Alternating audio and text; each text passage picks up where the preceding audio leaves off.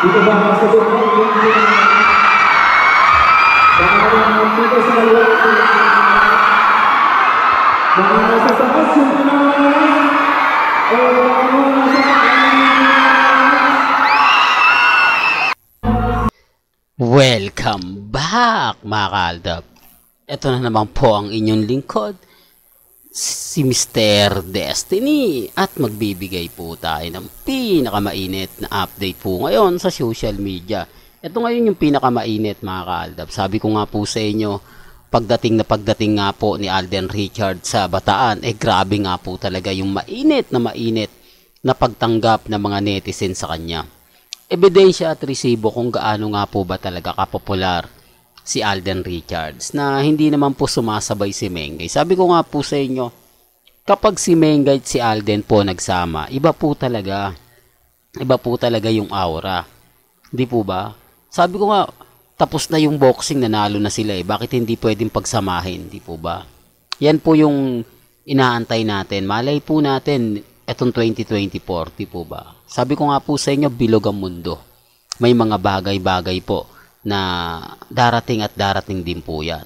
Di po ba? Sabi ko nga po sa inyo, pagdating po sa social media, kung gaano po kainit ang pagtanggap, yung mga taong nanonood, grabe, kita nyo naman po, di po ba? Remind ko lang sa mga nagsasabing ganito, sa mga nagsasabi ng ganyan, okay lang naman po yan. Di po ba? Normal lang po yan. Ang importante lang naman po, kung ano yung nakikita ninyo, kung ano yung napapanood ninyo, napapakinggan, chill lang po tayo. Di po ba? Wag po kayong basta-basta maniniwala sa mga sinasabi ng iba, sa mga pinapakalat po ng iba. Basta sa akin, kung ano lang yung latest, kung ano lang yung trending, dun lang po tayo. Pero bago tayo magsimula at bago natin ituloy itong mainit na update po natin, kung bago ka lang sa channel na to, at isa kang true-blooded Aldab Nation na nagmamahal kina Mengay at Isoy, tama po ang channel na pinuntahan mo, kaya consider na po kitang bagong subscriber. At huwag mong kalimutang i-share ang mga video po natin sa mga mami, sa mga titas, at sa mga senior. Remind ko lang po sa mga nagsasabing ganito, sa mga nagsasabi ng ganon. Yung mga taong kumbaga hindi pa rin po naniniwala at talagang galit na galit po sa channel na to, sa Aldab, okay lang po yan. Hindi naman po ako namimilit. Wala naman pong pilitan dito po. Basta sa akin, itutuloy lang po natin to. Sabi ko nga po sa inyo, kung si Mengay kaya yan, ano kaya magiging senaryo? Kung sakasakaling gumawa ng isang pelikula, si Alden Richards at si Maine Paul Carson.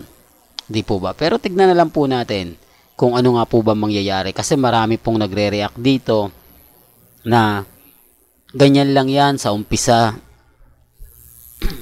Pero pagdating na sa pelikula, hindi na gaanong kikita yan. Yung kumbaga pinangungunahan na po nila. Kasi yan din po yung magandang taktika. Na kapag pinangunahan mo, dumidepende rin po yung mga manonood. Dumidepende pa rin yung mga ilang netizen na sinasabi nga po na yung istorya, laplapan daw. Hindi naman daw po masyado maganda. Medyo hindi nga po raw yun kaaya-aya.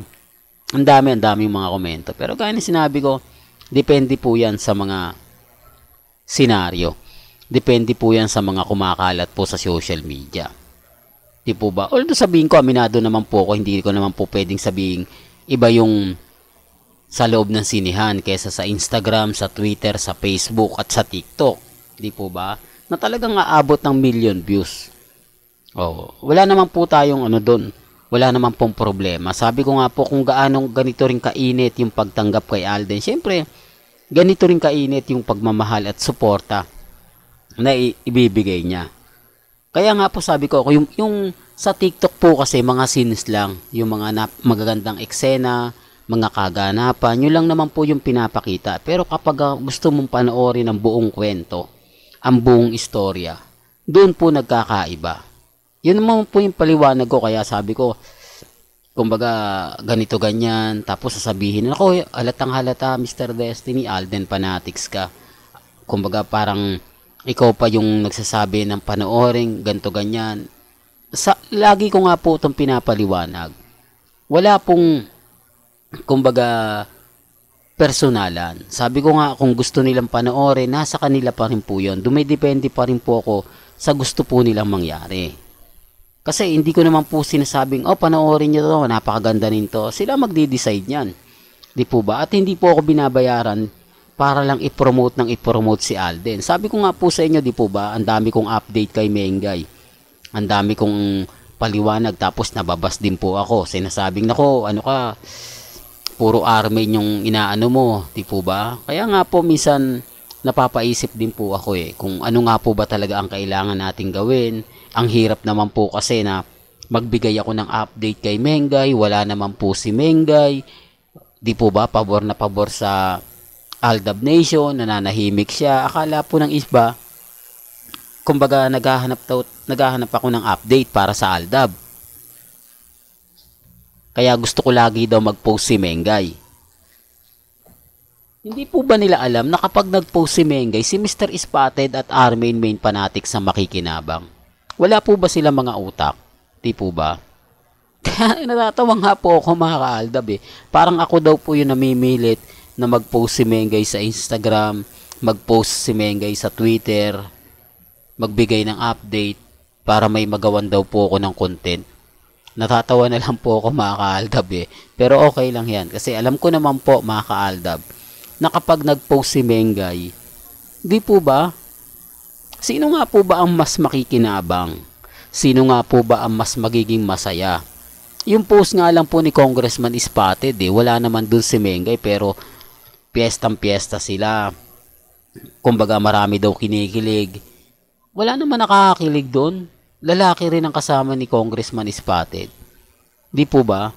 Tapos wala naman dun si Mengay. Minsan eto kaya nga po ako natatawa. Minsan na lang mag-post sa Instagram si Congressman Spotted. Wala pa si Mengay.